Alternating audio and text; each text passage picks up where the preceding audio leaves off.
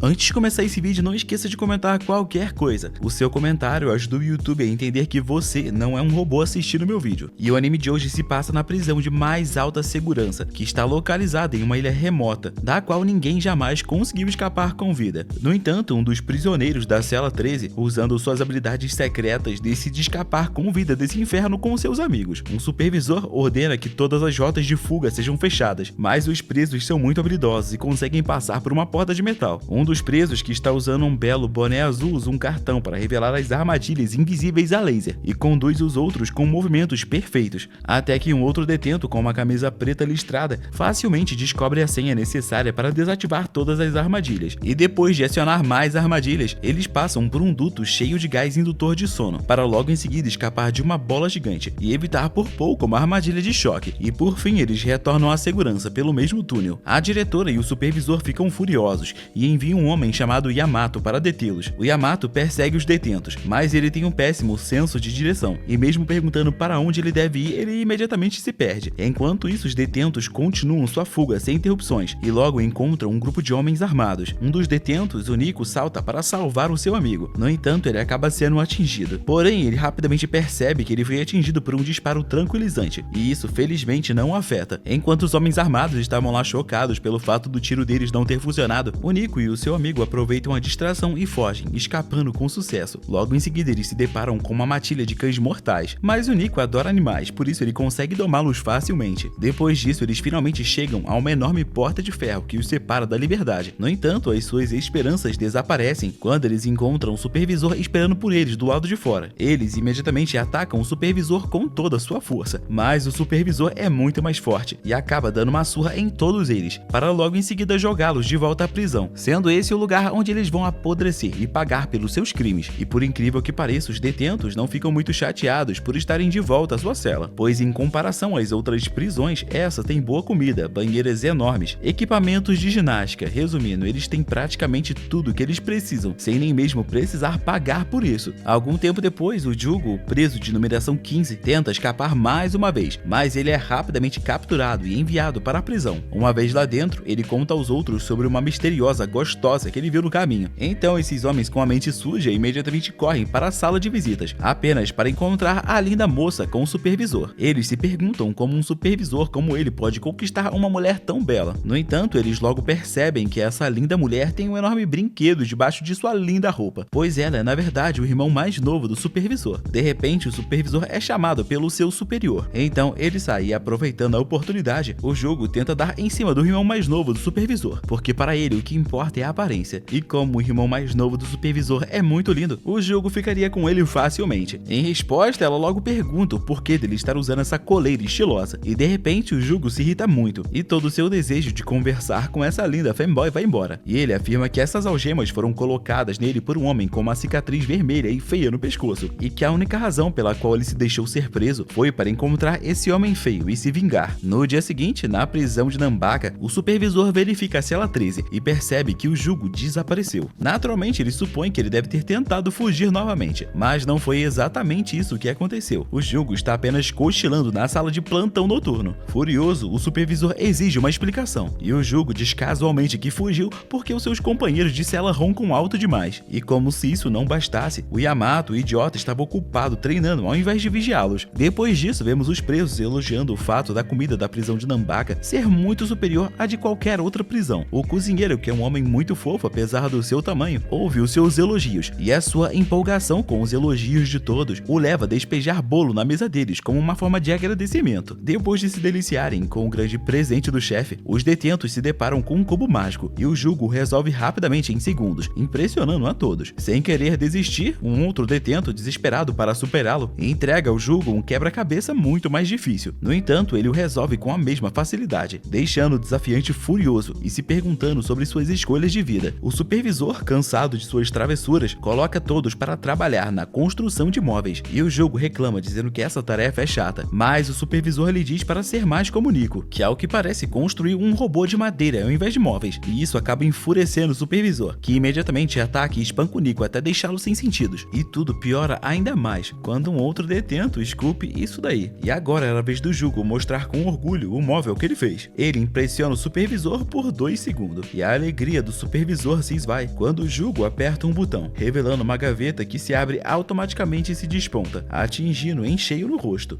Isso acaba com toda a moral do supervisor. Então ele se dirige ao seu assistente para discutir sobre o fato deles estarem ferrados se a diretora descobrir sobre as travessuras da cela 13. É nesse momento que o Jugo aparece, observando alegremente e dizendo que isso seria bastante embaraçoso para eles. Furioso, o supervisor o algema e diz ao seu assistente para verificar se mais alguém escapou da cela. Mais tarde, depois de uma pequena viagem, o supervisor se reúne com a diretora. Ele passa por um grupo de fugitivos de circo, ignorando completamente os seus avisos sobre o fato da diretora estar ocupada. Ele entra no escritório dela e lhe entrega alguns arquivos, sem saber que ela é uma mulher secretamente apaixonada por ele. Eles se tocam acidentalmente e ela mal consegue manter a compostura. É nesse momento que o seu guarda, sem noção, ataca o supervisor, pensando que ele incomodou a sua chefe, mas o supervisor o afasta sem esforço e volta ao seu trabalho. Depois dessa bobagem, a diretora e o supervisor conversam sobre os detentos, começando pelo Nico, o detento 25. Acontece que o Nico foi preso por abuso de drogas e o seu grande motivo para fugir de sua última prisão foi porque ele odeia agulhas e nas outras prisões estavam lhe aplicando injeções para suas alergias alimentares. Já na prisão de Nambaga, eles dão remédios orais. Então aqui ele fica quieto, o que o torna um preso fácil de se lidar. Em seguida eles falam sobre o preso 69. Ele foi preso por rebeliões de gangues, mas fugiu de sua antiga prisão porque a comida era muito ruim. Ele tem sido um preso normal em Nambaca, porque a comida daqui é muito melhor. Depois tem o preso 11, que foi preso por administrar um cassino clandestino. Bom, aqui no Brasil tem vários influenciadores sendo presos por conta disso. Mesmo assim, se uma dessas casas de aposta me pagassem bem, eu divulgaria, mas só se me pagassem com pacotes de biscoito. E falando sobre o preso 11, ele escapou de sua última prisão porque ele queria ter um encontro quente com uma garota aleatória. E depois disso, eles finalmente falam sobre o Jugo, o detento número 15, que é conhecido como o Rei das Fugas. Ele foi preso por furto e ele fugiu rapidamente da sua primeira prisão no mesmo dia em que chegou lá. E quando a diretora pergunta por que ele continua fugindo, o supervisor responde com um sorriso no rosto, dizendo que fugir é o hobby daquele maldito. No dia seguinte, o Hajime é parado pelo seu assistente depressivo, que reclama que os presos da cela 13 o intimidam de dia e de noite. E o Hajime lhe diz para ser homem e parar de chorar, mas o assistente continua a falar sobre sua experiência horrível com os detentos. O Hajime então o repreende, dizendo para não ter medo deles e revidar se necessário. Mas o pobre rapaz não consegue parar de chorar e conta como eles constantemente zombam dele, fazendo com que ele queira deixar o emprego. O Hajime o aconselha que desistir não é a solução e que ele deve ter um orgulho de ser um agente penitenciário. Ele diz que conseguir manter o emprego aqui significa que ele pode fazer qualquer coisa em sua vida. E para ajudá-lo, Hajime então sugere que ele use as fraquezas dos presos contra eles. Ele começa com o preso 11, o Uno, cuja principal fraqueza são mulheres bonitas, e dar a ele uma revista cheia de mulheres atraentes deve mantê-lo ocupado por um tempo. Quanto ao preso 69, o Rock, que é obcecado por comida e luta, tudo que eles precisam dar a ele é um cardápio empolgante para mantê-lo ocupado. Para o preso 25, o Nico, o mais fácil de lidar, eles só precisam lhe dar um anime para assistir. E finalmente o preso 15, o Jugo, é o mais difícil, porque fugir da prisão é o seu único hobby. Para manter o Jugo sob controle, eles precisam gerenciar os demais presos com cuidado. E depois de dar uma longa palestra sobre como controlar os presos, o Hajime volta ao seu trabalho. Ele se encontra com a diretora, que o informa sobre um novo detento e pede a ele que o coloque na cela 13. Eles discutem a influência que esse novo prisioneiro pode ter sobre os outros e conversam até mesmo sobre o histórico do Tsukumo de sempre fugir após ser capturado. E quando o Hajime deixa o escritório da diretora, ele encontra o seu assistente, que animado conta como conseguiu manter os presos ocupados seguindo os conselhos que ele lhe deu. O Hajime então lhe conta sobre a nova transferência e logo os presos da cela 13 ficam sabendo da nova chegada e se perguntam quem será o seu novo companheiro de cela. Nesse momento, Tsukumo chega no estilo ninja, deixando os detentos fascinados. Todos, exceto o Jugo, ficam entusiasmados com seus truques ninja e lhe dão as boas-vindas. No entanto, o Jugo afirma que tudo isso não passa de uma farsa. Em resposta, o Tsukumo compartilha suas táticas ninjas superiores, mas o Jugo ainda se recusa a acreditar que ele seja um ninja de verdade. O Tsukumo então desafia o Jugo para uma competição de fugir da cela, para que assim ele prove que é um ninja de verdade, o derrotando. Enfurecido, o Jugo o joga no chão antes de concordar com a competição. Mais tarde, quando o assistente verifica os presos, eles o ignoram friamente, o que o leva a correr de volta para o Hajime e reclamar novamente. Enquanto isso, o Jugo e o Tsukumo começam com a sua competição, com o Tsukumo seguindo o Jugo, usando a chamada técnica de sombra ninja. O restante dos detentos se reúnem para assistir e torcer por eles, e o Jugo começa arrombando as fechaduras do portão e jogando um cartão para desativar as armadilhas a laser, enquanto Tsukumo simplesmente o segue como um cachorrinho sem noção. Logo, eles ficam cara a cara com o Hajime, e o Tsukumo tenta demonstrar suas excelentes técnicas ninja, mas elas não são páreo para o Hajime, que simplesmente lhe dá um soco e o joga para o lado como uma barata. E sem se deixar abater, o Tsukumo tenta técnicas ainda mais inúteis. Ele joga folhas e lâminas ninja, mas em sua falta de jeito, ele consegue se prender com seus próprios movimentos ninjas estúpidos. Mais tarde, o Hajime e o seu assistente analisam com cuidado as imagens do circuito interno de TV e descobrem que o Tsukumo, de alguma forma, conseguiu encontrar todas as câmeras ocultas e pousar para cada uma delas, como se ele fosse um grande artista. O Hajime decide que eles devem transferir esse cara incômodo para a cela 11 e acabar com essa disputa entre ele e o Jugo. No dia seguinte, o Yamato arromba a cela 13 e anuncia aos presos que amanhã é véspera do ano novo e que haverá decorações e limpezas a serem feitas, pelas quais, é claro, os presos são os responsáveis. Enquanto isso, Hajime vai ao escritório da diretora para fazer a limpeza e a diretora não consegue resistir e fica o admirando, se sentindo cada vez mais molhada. Mais tarde, ela discute com os supervisores sobre o torneio de ano novo na prisão de Nambaka, onde todos desafiam Hajime, alegando que a sua vitória no ano passado foi por mero acaso. Na prisão, os detentos da cela 13 também relembram os eventos do ano anterior. Eles se lembram das boas memórias que eles tiveram nessa prisão e decidem sair mais uma vez da prisão para marcar o início do ano novo. No dia seguinte, todos se reúnem para ouvir os anúncios do torneio de ano novo. Um dos supervisores lê o nome dos participantes e explica as regras. Os detentos e os oficiais da prisão de Nambaka irão lutar. Eles também formarão times, e cada membro da equipe vencedora é generosamente recompensado pela sua vitória. Os guardas recebem bônus de pagamento, enquanto cada detento da equipe vencedora pode escolher um item de sua preferência. Assim que ouvem isso, os presos da cela 13 ficam empolgados e correm para o Hajime, implorando para que ele os aceite como companheiros de equipe. No entanto, o assistente informa eles que essa decisão cabe à diretora. Felizmente para eles, a diretora abusa completamente do seu poder e inscreve os detentos da cela 13 no torneio. Um dos guardas, junto com a sua equipe, se aproxima do Hajime e zomba dele por ter ficado preso com os detentos da cela 13. O restante dos guardas também aparecem e todos se envolvem em uma competição sem sentido sobre quem é melhor. Esse absurdo continua por algum tempo, proporcionando entretenimento gratuito para os detentos. Logo, o primeiro evento é anunciado e o comentarista revela que se trata de um concurso de caligrafia. Os detentos ficam horrorizados ao ouvir isso e se voltam para o Jugo, esperando que ele possa ajudá-los a passar nessa rodada. O Jugo graciosamente puxa o seu pincel e começa, mas eles logo percebem como ele é patético nisso. Todos ficam envergonhados ao perceber que o Jugo só é bom em fugir da prisão, não sendo bom em nada além disso. Felizmente, os guardas, o Yamato e o Hajime, impressionam a todos com suas habilidades perfeitas de caligrafia. Os detentos ficam admirados quando o supervisor os informa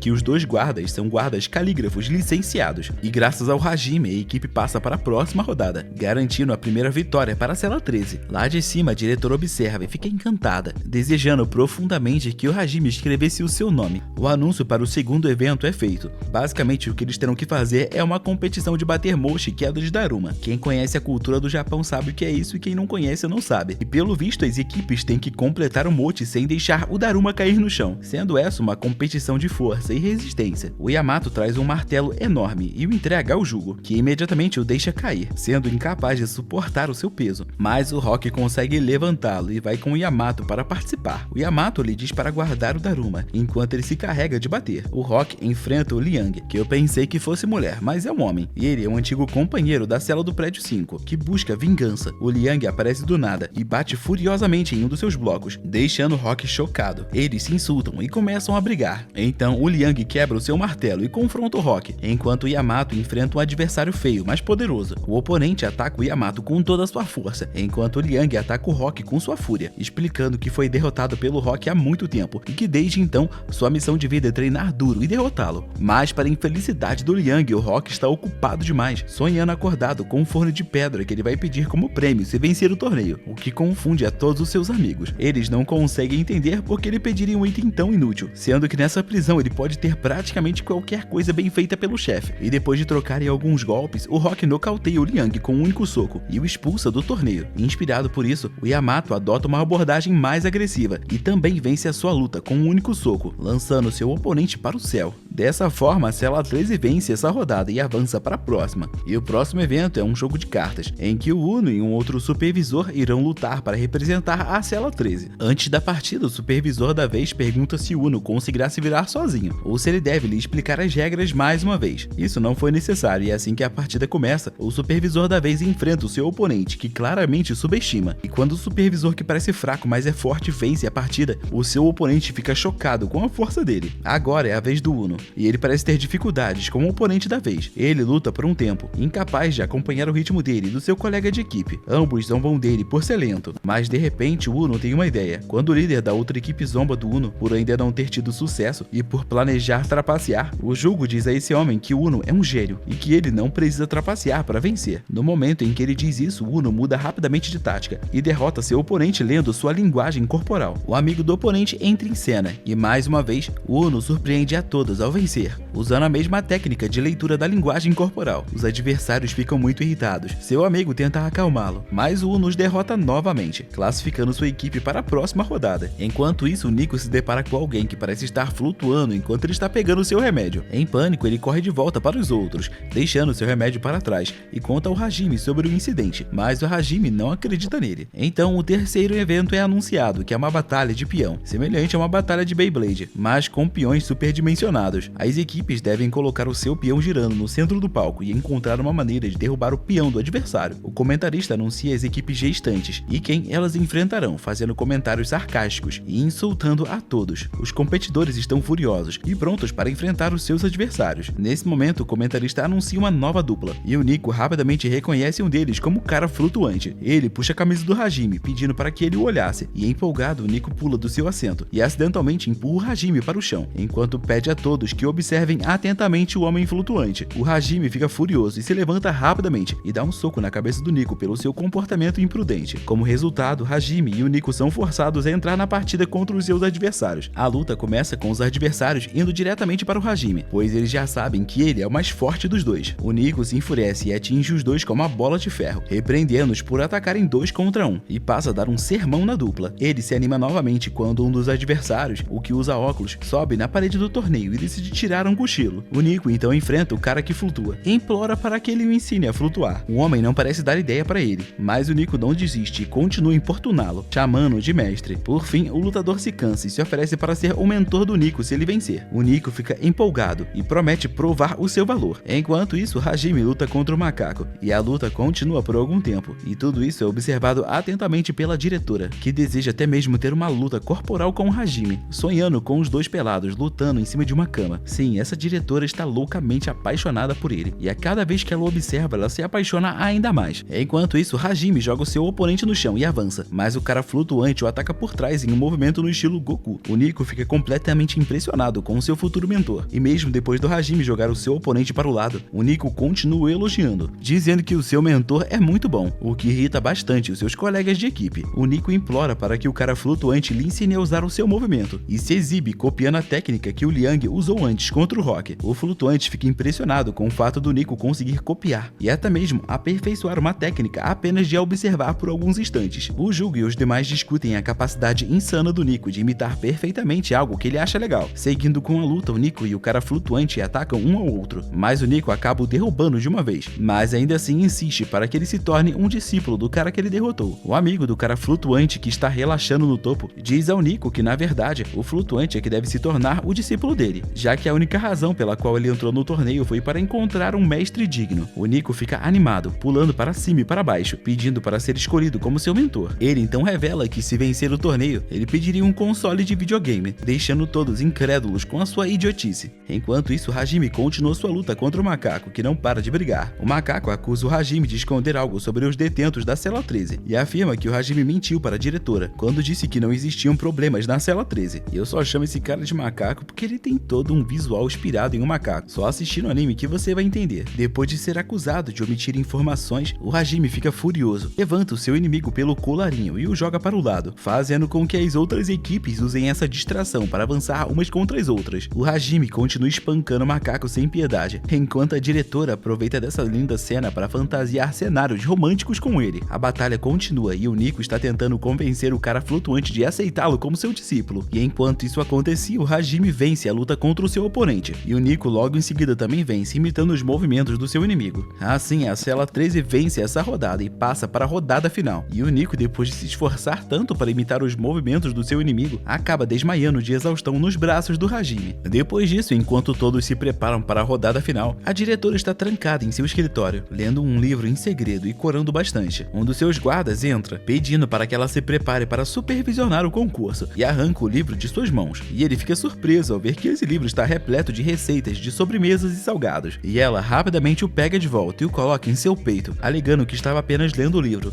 porque não tinha mais nada para fazer, mas na verdade ela estava aprendendo a realizar as suas fantasias não correspondidas envolvendo Hajime. Logo depois ela retoma o seu rosto frio e autoritário e parte para o torneio com o guarda. No caminho eles discutem as rodadas anteriores, falando sobre como Hajime garantiu a vitória, e eles passam a acreditar que ele poderia fazer o mesmo esse ano, mas a diretora o interrompe, afirmando que o motivo desse torneio é para mostrar a força dos guardas e lembrar aos detentos do seu lugar, mantendo-os em uma espécie de checkmate. O guarda a provoca sobre o Hajime e ela fica furiosa, jogando para o céu e correndo atrás dele. Enquanto isso, o macaco e o outro participante derrotado estão no hospital discutindo sua trágica perda. Um outro preso menciona uma certa pessoa que pode fazer todos os tipos de remédios e curas. O garoto macaco se lembra de sua luta com Hajime e se pergunta como Hajime o derrotou tão facilmente. De repente, ele se lembra daquele homem lhe oferecendo um entorpecente para lutar contra o Hajime e o Nico. No entanto, aquilo não funcionou, porque no fim o Nico era um obcecado por drogas no passado, e isso acabou tornando imune a drogas e envenenamento. De volta ao torneio, o comentarista anuncia o próximo evento. A diretora parabeniza os últimos participantes e anuncia o evento final, que é um concurso de abertura de barril de saquê. O objetivo é abrir um barril gigante de saquê, e esse é um evento de equipe de 2 homens, com um guarda e um detento por equipe. O Jugo foi literalmente forçado a participar por um dos seus companheiros de cela, enquanto Hajime designa o Yamato para competir. No entanto, o guarda adversário não aprova e desafia o Hajime para participar em seu lugar. O Hajime se recusa,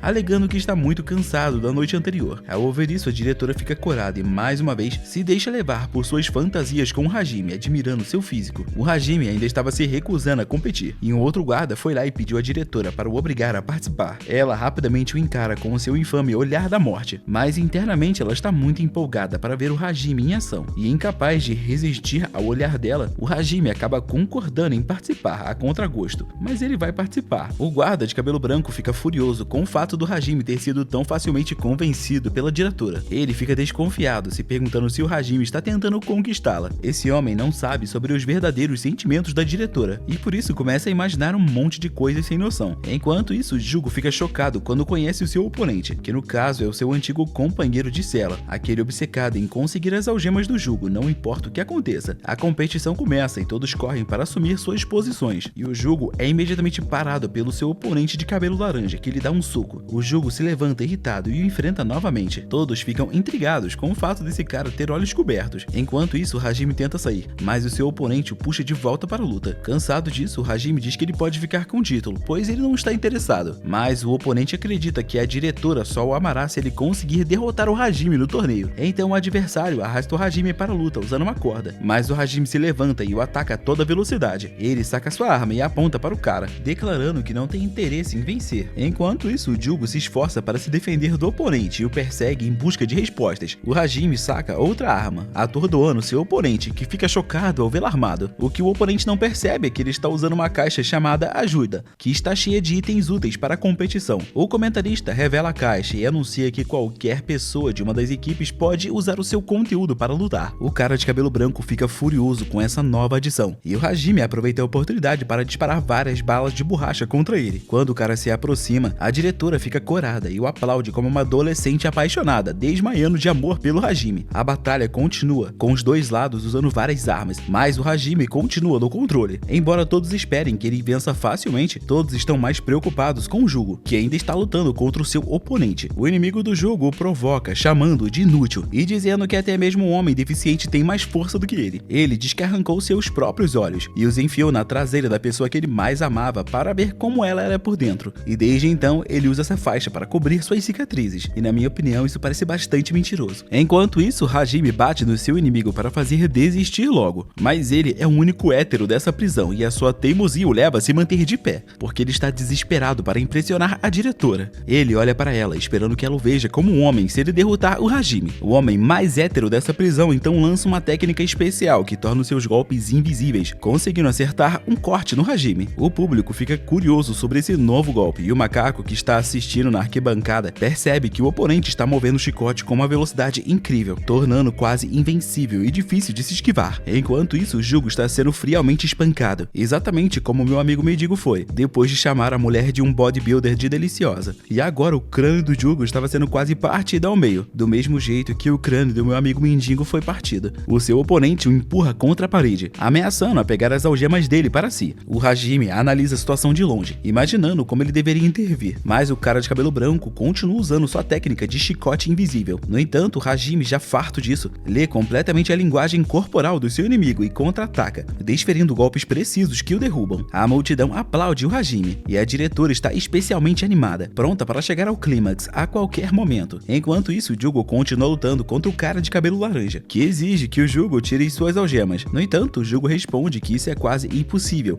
e que ele já tentou inúmeras vezes. O cara de cabelo laranja ri e comenta que a única pessoa que pode removê-las é o homem com as cicatrizes. Ao ouvir isso, Jugo fica tenso, pois o homem com as cicatrizes no pescoço foi quem colocou as algemas no Jugo, e desde então ele não consegue mais removê-las. Então, depois de ouvir falar sobre o homem das cicatrizes, o Jugo se enfurece e começa a dar socos descontrolados. O cara de cabelo laranja lança seu ataque pirotécnico, e todos esperam ansiosamente o resultado, somente para ver o Jugo derrubado no chão. No entanto, ele reúne toda a sua força de vontade e se levanta, liberando uma aura selvagem e poderosa. O cara de cabelo laranja pergunta o porquê do Jugo estar tão determinado a caçar o homem com as cicatrizes, e o Jugo chama aquele homem de maldito desprezível por mexer em seu corpo e colocar essas amarras nele. Ele diz que nunca o perdoará e que o destruirá quando tiver a chance. Enquanto o torneio se desenrolava, o Tsukumo fica sozinho em sua cela, quando Yamato chega para escoltá-lo até a sala de visitas, antes de voltar para o torneio. O Tsukumo fica surpreso por ter alguém querendo o visitar. No entanto, ao encontrar o seu visitante, o Tsukumo tenta sair imediatamente,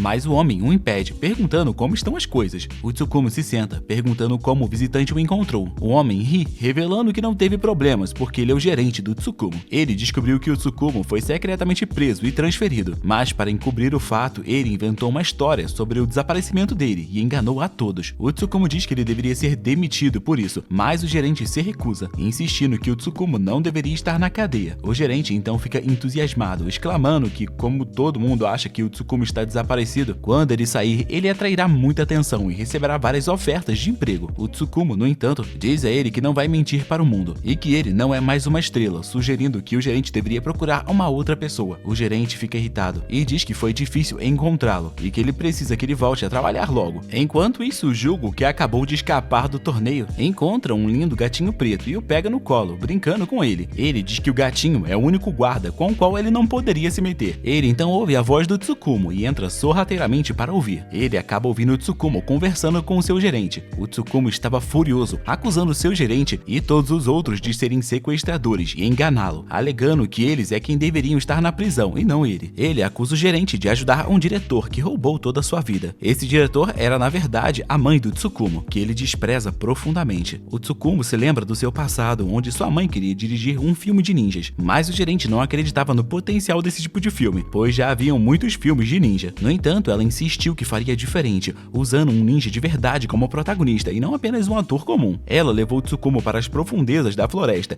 em busca de ninjas de verdade e acabou encontrando sinais de sua presença. Lá, o jovem Tsukumo estava praticando em segredo, treinando para se tornar um guerreiro shinobi e poder se proteger. E quando a sua mãe e o gerente se aproximaram dele, eles o perguntaram aonde os outros guerreiros estavam, mas o Tsukumo se recusou a revelar qualquer coisa. O pequeno Tsukumo então começou a chorar, explicando que ainda não era um shinobi e que havia sido abandonado pelos outros. Ele estava treinando nas montanhas para se tornar mais forte e um dia se juntar aos outros guerreiros, mas ele se afastou das mãos dela com um tapa e pulou para trás. Ao invés de ficar chateada, ela lhe perguntou quanto tempo ele havia deixado a sua aldeia, e ele disse à mulher que os seus pais haviam partido há tanto tempo que ele mal se lembrava deles, acreditando que eles foram embora porque ele não valia nada. Ele prometeu ficar mais forte para poder encontrar os seus pais um dia. Naquele momento, a sua mãe o abraçou, chorando ao revelar que ela era realmente a sua mãe. O Tsukuma acreditou nela, especialmente quando ela prometeu nunca mais abandoná-lo novamente. Mas tudo isso era mentira. Ela só queria usá-lo para satisfazer o seu desejo egoísta de dirigir um filme ninja. Querendo agradá-la, o Tsukumo treinou duro para não se tornar um shinobi, e sim um ator. Sua mãe continuou essa farsa, preparando-o para ser um ator. E agora que o Tsukumo sabe a verdade, ele a odeia muito. O gerente pergunta qual é o problema dela ter mentido ou não.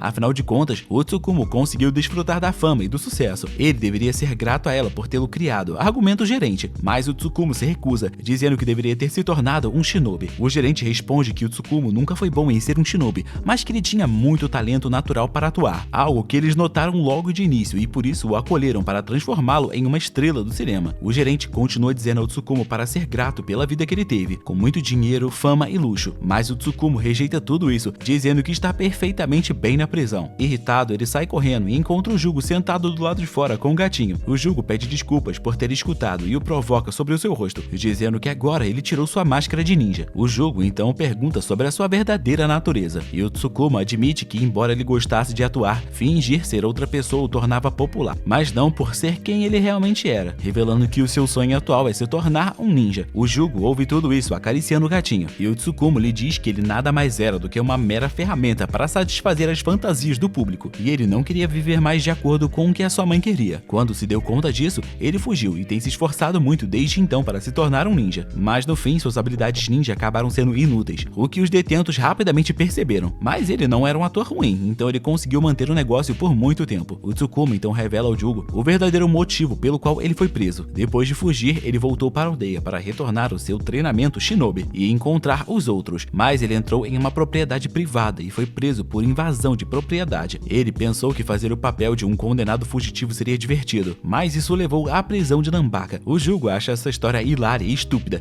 então pergunta ao Tsukumo se ele planeja ir embora em breve, mas o Tsukumo diz que não. Ele revela que se sente confortável aqui, onde ele pode ser ele mesmo. O Jugo lhe dá alguns conselhos, dizendo que ele não precisa se exibir para ninguém na prisão e que aqui ele pode ser ele mesmo. Depois disso, voltamos para o torneio, onde o Jugo fica muito furioso depois de ouvir sobre o homem com cicatrizes que o algemou. Sua fúria desencadeia uma transformação e suas algemas se fundem com seu corpo, e ele ataca o homem de cabelo laranja, destruindo metade da arena no processo. A diretora ordena que os danos sejam controlados, enquanto muitos correm em pânico. As pessoas estão chocadas com a transformação repentina do Jugo e toda a destruição insana que ele causou. O Jugo, ainda mais furioso, agora lança um outro ataque contra o homem de cabelo laranja, que de alguma forma consegue se manter firme e lutar muito bem. A diretora se pergunta se a transformação do Jugo está ligada aos algemas, especulando que elas podem estar o transformando em um super-humano. Sem saber como lidar com a situação, ela ordena que os guardas capturem os dois detentos. O Hajime e os outros se juntam para seguir as ordens dela, mas o cara de cabelo laranja lança uma bola de fogo contra eles e continua lutando com o Jugo. O Jugo exige que o cara do cabelo laranja revele informações sobre o homem com a cicatriz, ameaçando arrancar os seus braços e pernas e as enfiar dentro de sua traseira. Mas o cara de cabelo laranja se nega a fazer o que o Jugo quer, dizendo que ele ainda não é forte o bastante para o derrotar. Ele prende o Jugo em um círculo de fogo,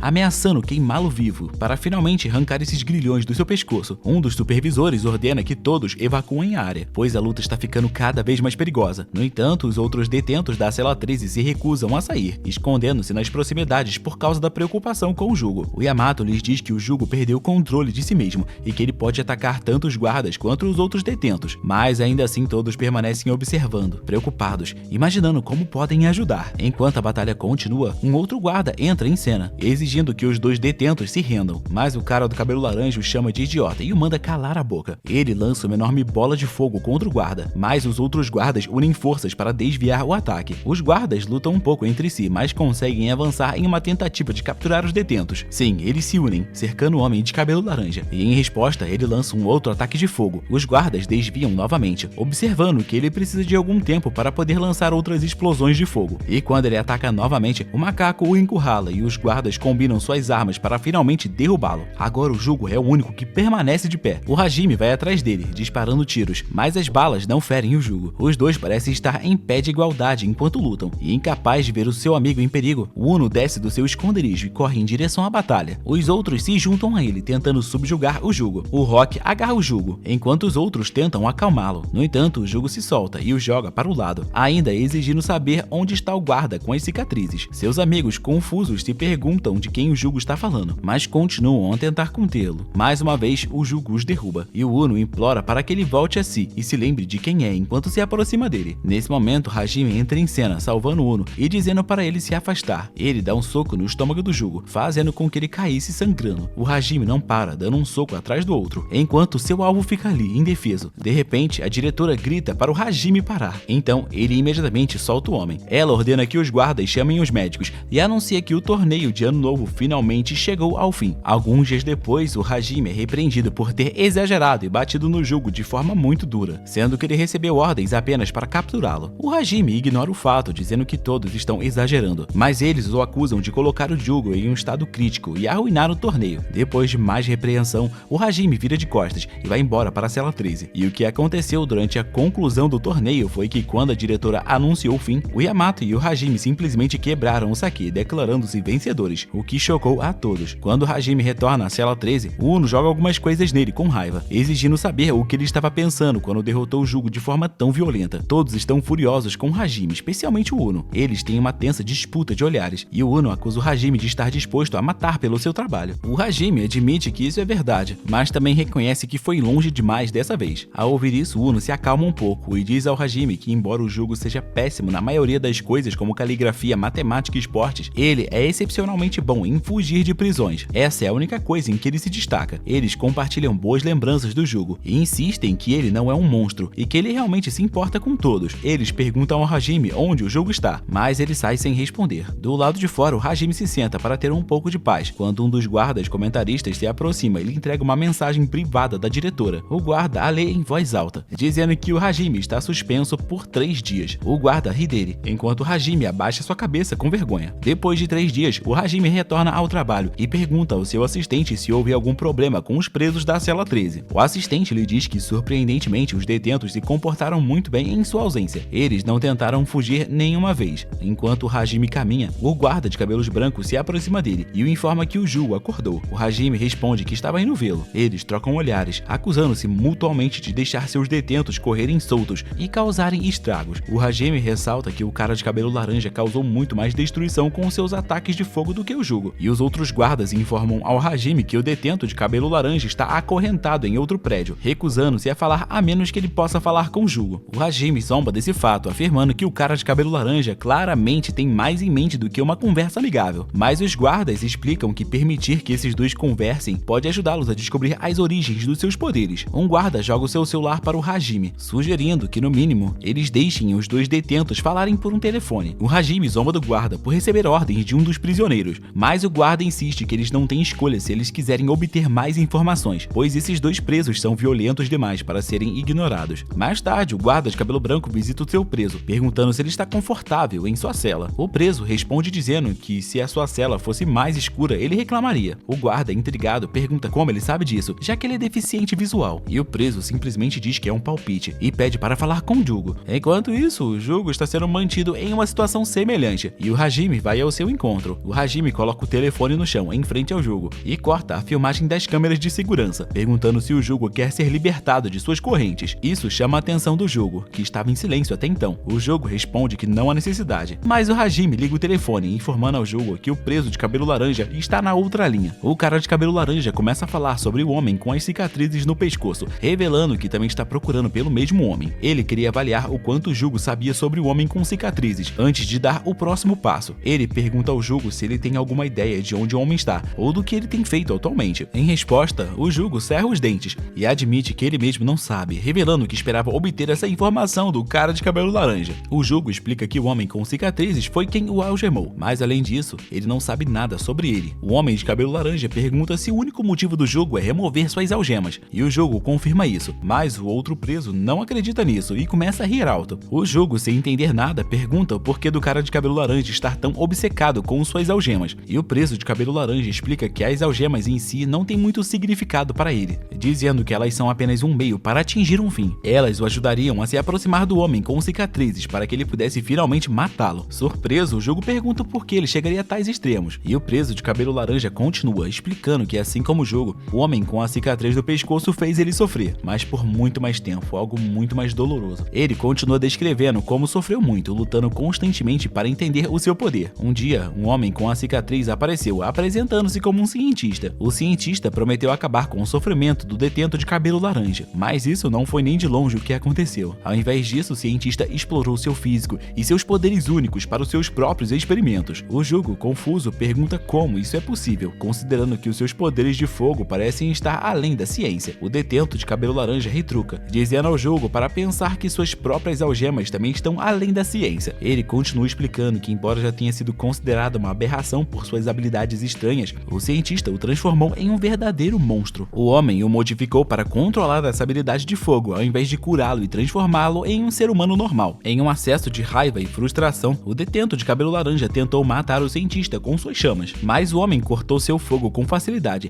e em troca o feriu gravemente. O Jugo então pergunta se o homem com cicatrizes também tinha algemas como a dele, e o preso de cabelo laranja confirma, dizendo que as algemas do cientista se transformavam em lâminas, assim como as do Jugo. Furioso, o Jugo finalmente entende o porquê do cara de cabelo laranja querer suas algemas, porque somente com elas ele poderia se igualar com o poder do cientista e matá-lo. O detento de cabelo laranja confirma o fato e pede as algemas do Jugo mais uma vez, mas o Jugo se recusa, lhe dizendo que isso é uma má ideia. O preso, no entanto, não se importa, desde que isso lhe dê uma chance de se vingar. Ele então revela que não pode usar mais o seu poder de fogo, porque os médicos daqui implantaram algo dentro dele como um chip de computador que suprime o seu poder, e por isso ele não pode usar o seu fogo para escapar da prisão de Nanbaka. Depois que a ligação termina, o Jugo chama o homem de cabelo laranja de idiota, mas o Hajime interrompe, dizendo que o Jugo é um idiota ainda maior. Ele repreende o Jugo, dizendo que ele está vazio por dentro e que ele não tem um objetivo na vida. Até mesmo seu hobby de fugir das prisões agora não tem mais sentido. O Hajime continua ressaltando que se o Jugo tivesse algum desejo ou real motivo,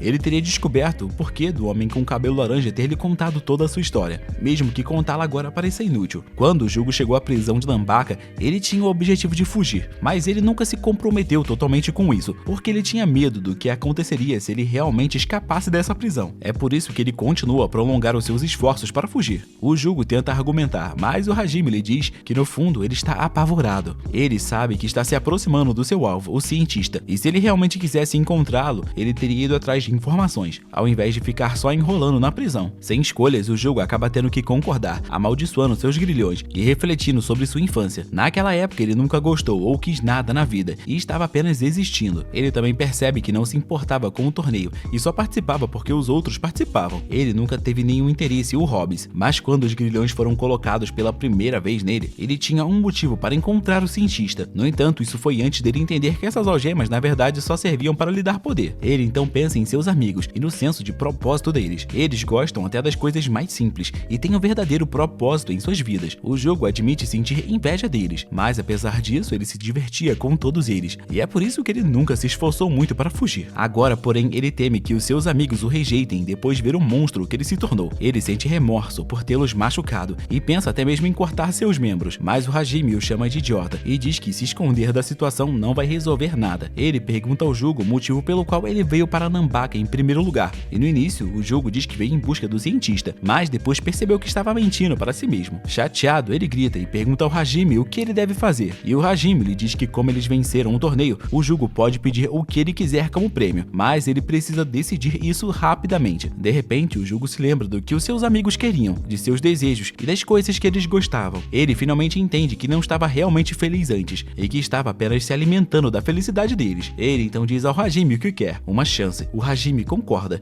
dizendo que o Jugo será perdoado por suas ações durante o torneio, e que ele poderá retornar à cela 13. Depois disso, descobrimos o que aconteceu durante os 3 dias que o Hajime ficou suspenso. Todos da cela 13 ficaram chocados ao saber que ele não era mais o seu supervisor. Ao invés disso, o guarda de cabelo branco, o Kinshiro, havia assumido o controle. Até mesmo os outros guardas ficaram igualmente surpresos com a mudança, pois a diretora era inflexível quanto a fazer mudanças. O Kinshiro era o mais chateado com a situação, pois ele não podia desobedecer às ordens da diretora. Relutantemente, ele começou sua nova função e já estava realizando vários check-ups na cela 13. Ele também informou os detentos sobre o progresso do Jugo, explicando que o Jugo estava sendo tratado em uma instalação especial e que por enquanto ele não poderia receber visitas. Os presos também ficaram surpresos quando encontraram os mesmos homens que eles haviam derrotado no torneio. No entanto, eles ficaram intrigados ao ver os garotos agindo como se estivessem gravemente feridos, apesar de estarem apenas com ferimentos leves. Curiosos, os detentos perguntaram ao médico sobre o estado dos garotos, e eles foram informados de que eles deveriam aguardar a vez deles. Eles também receberam a informação de que o Nico poderia sofrer muito por conta de tudo que ele fez no torneio. Então foi explicado a todos eles que a habilidade do Nico de irritar os outros poderia ter causado algum tipo de infecção. Nesse exato momento, uma enfermeira robô chamada Kaguya entrou, o que deixou tanto o Jugo quanto o Rock imediatamente apaixonados por ela. Eles começaram a importuná-la para que ela saísse com eles, enquanto Nico, como sempre pervertido, perguntou se poderia dormir em seu colo. O trio não demonstrou nenhum respeito pela pobre enfermeira robô, a incomodando constantemente. No segundo dia de suspensão, as coisas ficaram ainda piores. Um guarda-ruivo assustador foi designado como supervisor. O clima ficou mais sombrio e os presos estavam conversando sobre como a ausência do Jugo os afetou. Em uma tentativa de levantar o ânimo deles, eles decidiram criar um Jugo falso, desenhando sua cabeça em um jornal. E o supervisor, estando farto de suas travessuras, decidiu lhes dar uma aula sobre o layout de Nambaka. Ele projetou um mapa inteiro perfeito e mostrou a ele as fotos das instalações da prisão. Foi nesse momento que eles descobriram que havia até mesmo uma sala de cinema na prisão, mas ela era para o uso exclusivo dos guardas, o que acabou completamente com as esperanças do Nico. O supervisor explicou que os detentos eram agrupados de acordo com os seus crimes, características e habilidades, e no fim eram designados aos guardas que melhor os gerenciavam. Enquanto isso acontecia, o Uno decidiu tirar um cochilo com um falso Jugo, o que enfureceu o novo supervisor, que lhe deu um chute no traseiro. O supervisor então decide distribuir pontos para todos. O Rock e o Nico receberam 9 e 10, mas o Uno recebeu apenas 2. Furioso, o Uno entrou em uma discussão mesquinha com o supervisor. Naquele momento, o assistente chegou curioso com barulho, mas os detentos também foram rudes com ele. Durante esse período, apesar de ter sido suspenso, o Hajime ainda estava trabalhando na papelada, o que preocupou sua irmã, com o fato dele estar trabalhando demais, mesmo estando suspenso. No terceiro e último dia de suspensão, um novo supervisor, um guarda parecido com um macaco, foi colocado no comando. Ele perguntou ao assistente sobre o comportamento dos detentos